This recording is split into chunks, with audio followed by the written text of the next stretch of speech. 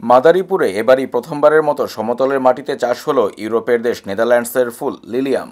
রোপণের মাত্র 1.5 মাসেই সৌন্দর্য ছড়ালো এই ফুল। পরীক্ষামূলকভাবে এই ফুল চাষে প্রচুর সফলতা পাওয়া গেছে।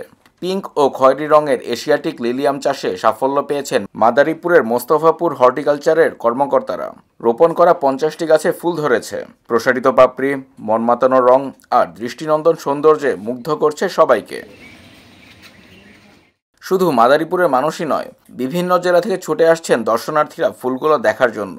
তারা ফুল দেখে যেমন অবাক হচ্ছেন, তেমনি এই ফুলের বাণিজ্যিক চাষাবাদ নিয়ে নতুন আগ্রহ দেখাচ্ছেন। প্রথম দেখলাম লিলিয়াম ফুলটা অনেক সুন্দর। আমি ফার্স্ট দেখেই তো ভাবছিলাম এটা অরিজিনাল নাকি হচ্ছে আমরা যেটা আর্টিফিশিয়াল দেখি সেটা, কিন্তু দেখে হচ্ছে আমার খুবই ভালো লাগছে, কারণ এই প্রথমবার আমি লিলিয়াম ফুলটা দেখছি। ঘুরতে আসছি, খুব সুন্দর একটা ফুল দেখলাম। এটা ইউরোপের ফুল, বাংলাদেশে প্রথম চাষ হয়েছে বাণিজ্যিকভাবে। আশা করি যে ভবিষ্যতে চাষ হবে এবং কি সুন্দর ফুলটা খুব সুন্দর লাগতেছে দেখতে।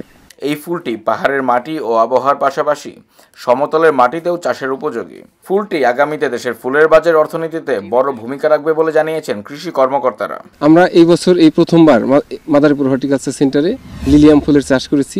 এই লিলিয়াম ফুল যে আপনারা দেখছেন, এটা লিলি জাতীয় একটা ফুল। এটা মেইনলি শীত প্রধান দেশের ফুল।